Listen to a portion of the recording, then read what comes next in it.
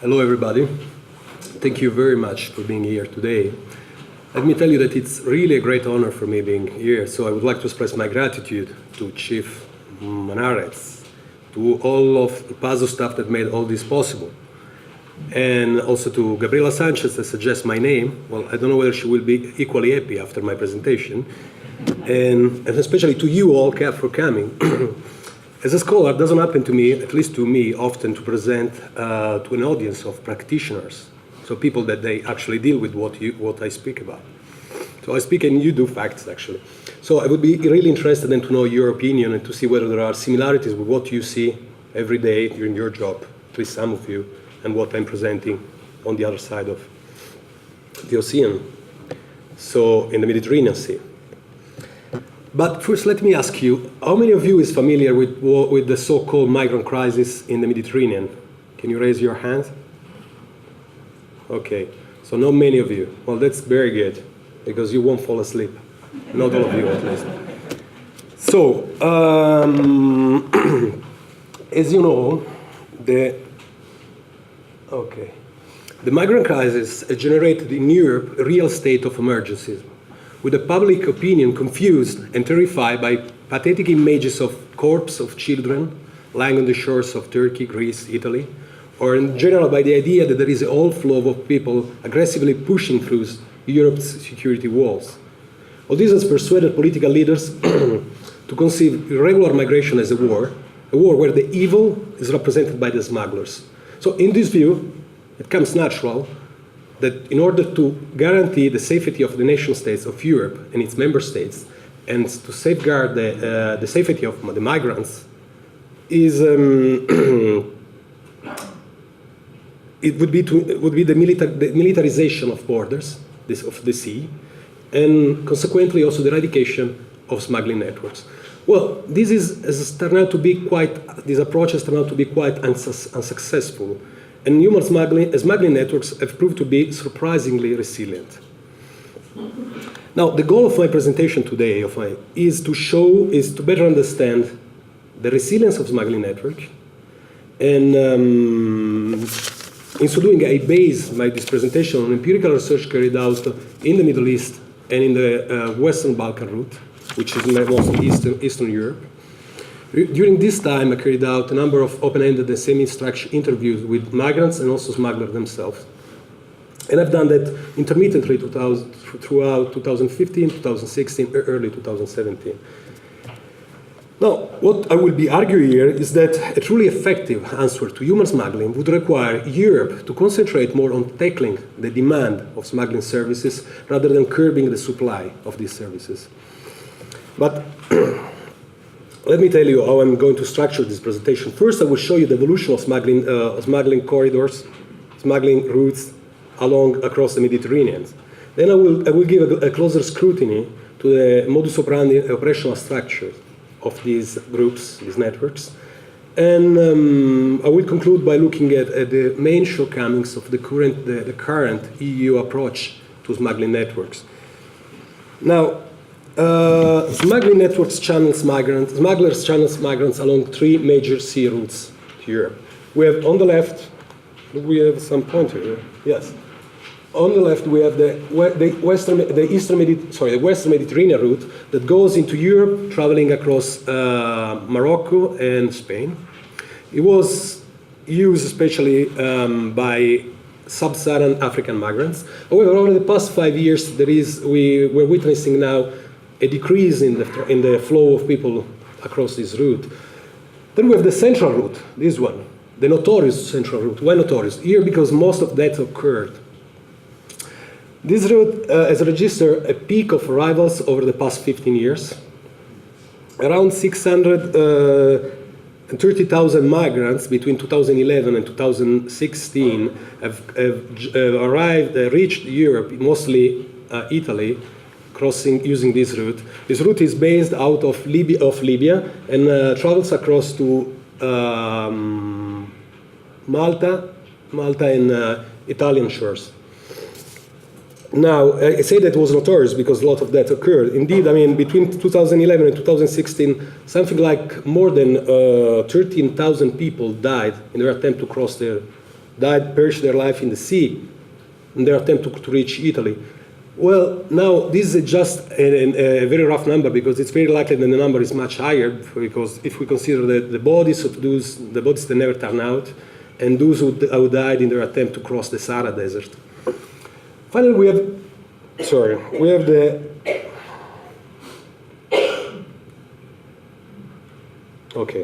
the Eastern Mediterranean route. Now, in 2015 alone, over 1 million of people, of irregular migrants, entered Europe. Most of them did it crossing this route. This route is usually privileged by Asian and Middle Eastern migrants. They're mostly asylum seekers because they flee war and political distress. And the peak in numbers of coming through this route in 2015 is explained by a combination of factors. Well, of course, there is political distress, political turmoil in the Middle East, the war in Syria, and in general, the declining of Syrian refugees' living condition in the countries of first asylum, which means Turkey, Lebanon, Jordan, and Iraq. However, the reason why we registered, there's such a sharp increase in the numbers of people coming across this route is because it was also explained by the decision of many Western Balkan countries, such as Macedonia, Serbia, and Croatia, to open up their borders to irregular migration. And this was done mainly by issuing temporary transit papers that entitle migrants to move freely and use public transportation for a period of time that depended very much on the migrant and the issuing country, which basically allowed people to cross freely without the service of smugglers. So things changed, however. Since early 2016, the decision of countries like Macedonia to seal their borders with Greece, and in general the EU-Turkish agreement that led to a better enforcement of law along the Turkish coast, stemmed considerably the flow of irregular migrants across this route, to the extent that now just 1%, if I'm not wrong, of the original people now are crossing the Western Balkan route, which is the last part of the route that used by migrants in their attempt to come to Europe. Now, there is something ironic in this, because even though the number of people decreased, the number of irregular migrants decreased substantially, we are witnessing a proliferation of smuggling networks. Before, they were only concentrated in Turkey. Now, many smuggling networks are mushrooming along the Western Balkan routes. Why that? Well, that is explained easily by the fact that migrants didn't need actually the services of smugglers before. With the tightening of border controls, now they need the services of professionals in order to reach their destination. But who are these smugglers? I don't know whether you call smugglers here coyotes, right? Well, I don't know whether the coyotes here they are like the smugglers in the Middle East. Let me give you an idea of this type of people. Well, according to political authorities, many journalists, not all, luckily, and border authorities, many of them, smugglers are the cruel, reckless criminals who doesn't hesitate a second to toss their human cargo at sea in order to avoid detection, and in general, they just privilege profit over anything else. Well, surprisingly, actually not really surprisingly, smugglers themselves have quite a different perception of themselves. So they describe themselves as service providers who satisfy a need that cannot be satisfied through legal channels. They even claim to operate a moral economy by privileging the transport of fellow nationals, giving free reimbursement if the first and second journeys turn out to be unsuccessful, and even giving a few free passages to a limited number of people like children, disabled, elders, so on and so forth. Well, there is nothing surprising in this. People that are involved in a rather unsavory business often use moral undertones in order to mitigate their involvement in what is widely perceived to be a criminal activity. But what is surprising is that many of the migrants that I interviewed confirmed, at least in part, the self-perceptions that smugglers have of themselves. So, but let's look more into detail how these smuggling groups operate. At the time of my research, the smugglers concentrate mostly in Turkey, operating the narrow leg of water between western Turkey and eastern Greece. Here, smugglers arrange transportation for migrants. Migrants that I interview, they say they departed from isolated areas around the Turkish ports of Bodrum and Izmir. It took something around 1 hour and a half to reach destination. Now, the smugglers were not piloting the boat. They actually instructed migrants to do that, and they just organized, basically arranged the journey, but they were not getting on board. And mostly this is the type of embarkation that was used, a rubber dinghy of 10 meters. Between 40 to 55 people were actually put on this boat. They were very cramped, you can imagine. And yeah, what type of organizations we have? Well, there are different organizations. These organizations that can be, generally speaking, situated into a continuum that goes from single service providers to multi-service networks. The former operates just the sea crossing, are small organizations. They don't have offshots in the country of origins of the migrants, but they just work in the transit countries, so in this case in Turkey. They, on the other side of the spectrum, we have the multi-service networks. These networks operate more like veritable, if you allow me the term, touristic agencies by providing a full packages of services that goes from release from detention centers to food, accommodation, and of course border crossing. These organizations, these groups have solid offshots in the country of origins of migrants. In this case, I'm talking mostly about Syrian refugees, because the large majority of people that were crossing this, were using this route, were Syrian refugees. Then let's have a look at the organigram. Okay, this is just an idea of the organigram. They are not all like that, but generally speaking, we have the top men, we have the recruiters. Recruiters often share the same ethnic backgrounds of the client group. Then guides, drivers, keepers. We have the money collector. A very common way of collecting money is through the Western Union. Forgers, suppliers. Suppliers, most often they are the local communities that works as sort of freelancer by providing the boats on subleasing their lands or whatever. Corrupt governmental officials and so on and so forth, enforcers, and then we have receivers. Now this is interesting because I think it's not the same here on the US-Mexican border. In the Mediterranean Sea, the receivers were, on the Eastern Mediterranean corridor, the role of the receivers was not played by smugglers but by humanitarian organizations that were assisting migrants when they were shipped by the smugglers. To the extent that I knew that some of the NGO workers was also in touch with the smugglers, not because he was earning any money out of it, but because to better assist migrants, they were liaising with smugglers in Turkey. And interestingly, on the central Mediterranean route, which is not now the focus of my presentation, the role of receivers is played by you guys, by border patrol officers. Smugglers ship migrants, and often with not enough fuel to reach European coast, but they know that they instruct migrants to launch a distress call signal when they are in the middle of the Mediterranean, waiting to be rescued by military boats and so on and so forth. The structure. Well, such a complex organigram may lead you to think that these organizations are highly structured and hierarchical groups. Well, these like mafia groups. It's not the case. It's not what I've witnessed. My findings confirms the findings of those researchers that have showed how human smuggling in the Eastern Mediterranean route consists of a system of flexible, independent groups that enters into partnership one another, but for short period of times. Now, these groups have highly differentiated yet flexible structures, whose roles may be that of guide, recruiter, whatever. They are not bound by long-term agreements. This means that you can basically stop with your job and nothing happens to you. It's not like a mafia organization that you are bound for life. Otherwise, you get killed. And also, they are not integrated into rigid hierarchies. You can work as a recruiter. You can work also. You can be also an intermediary, or vice versa.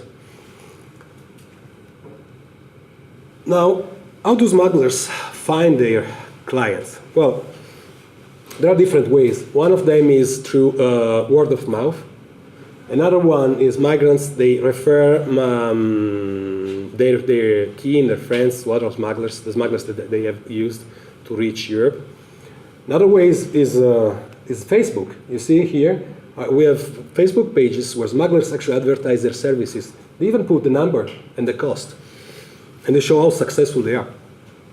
But now, it's important now to know that this is based on a relationship of trust. Now, migrants and refugees are not only victims of smugglers. For migrants in general, smugglers constitute a valuable resource, especially migrants coming from the Eastern Mediterranean route.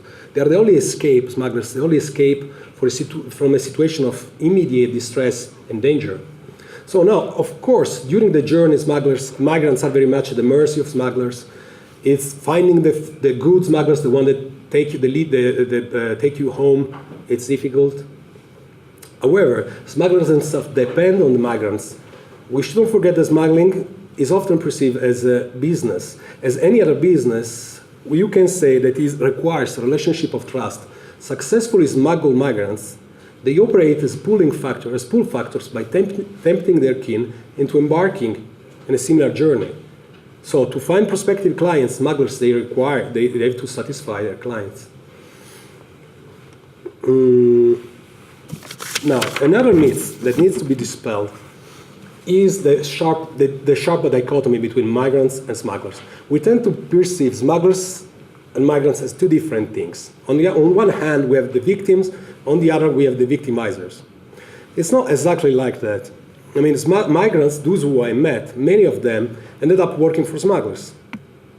A recruiter may work for a smuggling group because he shares as a recruiter. Sorry, a migrant can work as a recruiter because he shares the same ethnic background of the main client group of the smuggler.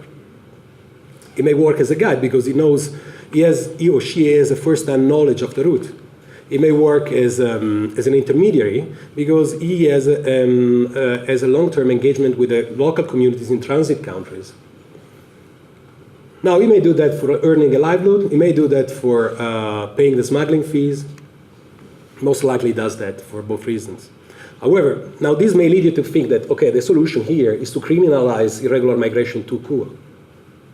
Because, I mean, after all, we are talking about this. We are talking about criminals. It's not exactly this the point. I mean, criminalizing is more than being the solution. The solution, the cure, is actually the cause. Because my and other researchers have showed how a protracted condition of illegality is often the cause behind this blurring of roles. So let me give you a story. There was this guy, Firat. He was a Kurdish guy. I met him in Igoumenitsa in Turkey. This guy was working as a guide and also as a recruiter. Originally, he was a migrant. He fled from Iraqi Kurdistan. With the help of a smuggling group from his ethnic background, they managed they helped him to go to reach Greece. This was his dream. He worked as a regular worker in a factory. After 2 years, he was caught by local authorities. Was found residing illegally on British soil. So it was sent back, not to Iraq, because this would have been a violation of the Geneva Convention, but was sent back to Greece. Stranded and without any means, what Firat did was putting in practice the only thing that he knew at the time. He had the knowledge of the route, because he was a first-hand knowledge of the route. So he started working for this very same smuggling group that he helped him to reach Greece in the first place. Last time I heard from him, Firat was undecided whether continuing his involvement in what he perceived to be a lucrative, very good job, but dangerous, or becoming again a refugee, or becoming a migrant and trying to get asylum somewhere near. Now, and this leads me to another important point. Now, many smuggling groups, in this sense, networks, would work to protect fellow nationals from the systematic exploitation of smugglers of different ethnic backgrounds. And this is very much the case of Firat. He sought the services of a smuggling group of his ethnic background because he trusts them more. However, when border controls intensify and channels of legal entry diminish, Migrants' likelihood of being exploited raised precisely within these ties of kinship, nationality, or friendship. Now, one of the conclusions of my research and other researchers is that much of the exploitation taking place in Syria among Syrian refugees is not carried out by big organized transnational groups like mafia groups, but rather by fellow friends, neighbors, family members. These people, they often, families and communities displaced by war are often left with no other viable option than a situation that can be characterized by exploitation. In other words, to make it simple, exploiting or being exploited are used as coping strategies. Again, let me give you another example. Now, Madi was a guy, he was working the first time I met him, he was working in Turkey for a Syrian smuggling group. This guy, he didn't want to work as a smuggler. But he left Syria when Daesh, ISIS, or whatever you want to call it, took over his village. So, and the problem that he decided to leave when it was too late. So when already the Balkan route was already closed.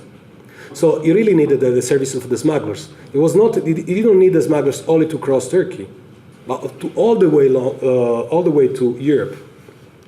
He didn't have enough money. And he wanted to smuggle, he wanted to have all his family smuggled. And needless to say, he tried with legal channels, but never worked. Legal channels of resettlement. The funny thing that you may don't know, that all these people that get smuggled, they first try legal channels, and this is always unsuccessful, legal channels of resettlement. When they get smuggled and they arrive in Europe and they file an asylum request, they get the refugee status, which is quite paradoxical if you want. Well, anyway, this guy, what he did, he turned to the boss of a smuggling group operating along the route, which was his neighbor, a friend. And this guy accepted to smuggle Madi and his family for free in exchange of having Madi working for free in his organization. Well, Madi didn't want to work as a smuggler. He was aware of the risks. If he would have been detected working as a smuggler in Turkey, you can take easily 20, 25 years. However, he had no other chance, and he started working with this guy. Last time I met Madi, he was in Greece. He was arrested, and he was just released, waiting for trial. He managed to have all his family smuggled, and this was his last journey from Turkey to Greece and then all the way to Europe. However, he was arrested in his very last journey, and he was waiting for trial. He told me that he was not that happy about this guy that forced him to get to work as a smuggler, even though this was the only chance for him to rescue his family. So what all this tell us? Who is Madi and many other people like him? Are them exploiters? Because after all, he was a smuggler. Are them exploited? Because he was exploited. He don't really want to do that. Or there are none of them, both of them. Well, it's difficult to say what people like Madi say are. But one of the main conclusions of my research is that exploitation is often being exploited in this case is often consciously and willingly endorsed by the very victims as a way to enhance their own mobility. In a situation of where there is no channels of legal mobility.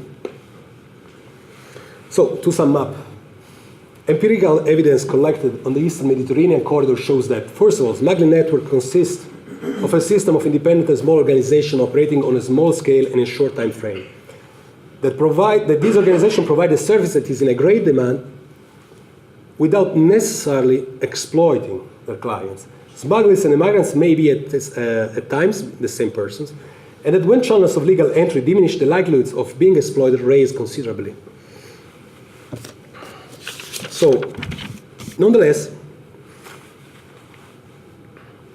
what this tells us is that an effective eradication of this organization without tackling the root cause of migration may thus prove difficult because smuggling networks are deeply enmeshed within migratory flows.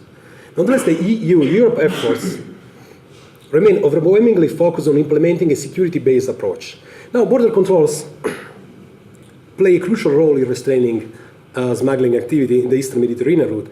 However, a number of undesired outcomes may ultimately overweight the intended goals of such a border, of a security-oriented policy. Now, first of all, the tightening of border control is expensive. Not only the large patrolled area, we are talking about the whole Mediterranean Sea, has jeopardized the extent of these operations, but has also prompted spiraling financial costs. And then, of course, it's dangerous for the migrants themselves. Aware of moving on hazardous ground, smugglers, they adopt a number of measures in order to avoid detection, such as tossing the human people at sea in order to avoid detection, setting off in longer, therefore more dangerous routes, choosing unsafe point of embarkation, disembarkation, and so on and so forth. But last but not least, they are counterproductive, such an approach, because more stringent border controls can exacerbate the very phenomenon that are intended to fight, as the story of Mahdi exemplifies very well. So, what does this mean? This means that we should left human smugglers operating undisturbed. Well, certainly not. However, the urgency of sea crossing calls for a combination of measures. Security measures can be effective only if accompanied by other measures. Now, what do we have at our... We have a number of measures, from short-term measures to medium-term to final long-term measures. We have the search and rescue operations. This should minimize the number of deaths. But as we've seen in the central, especially in the central Mediterranean route, this operation, even though they have saved countless lives, they also facilitate the working of migrants. So this operation, they should continue, but not alone. We have medium-term measures such as agreement with third countries, like a more functional hotspot. Now, agreement with third countries is an exemplificative case. A case in point is the agreement with Turkey. Now, it's very problematic because it can be very effective at the short term, because considerably stem the traffic of people, the flow of people along the route. But on one hand, like in the case of Turkey, increase the number, facilitate the proliferation of smugglers, because migrants are now in need of professionals to reach their destination, and also makes states dependent on third countries. And sometimes you don't want to be a bedfellow of countries like Libya, for example. The Italian government made the agreement with Libya at the time of Gaddafi. And we very much increased our dependency on Gaddafi, only on Gaddafi's Libya.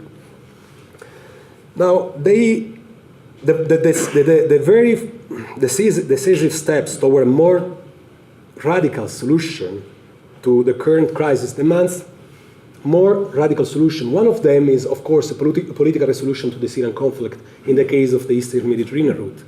Anyway, their point here is we should tackle the demand of smuggling services. So tackling the root causes of migration rather than focusing only on smuggling networks. Another important point that has been sidelined so far when it comes to Mediterranean Sea is the opening of legal avenues, legal channels of resettlement, or legal channels of entry to Europe, or enforcing existing one, and such as family reunification, university fellowship, so on and so forth. Well, and that's all for now, for my presentation. So thank you for listening.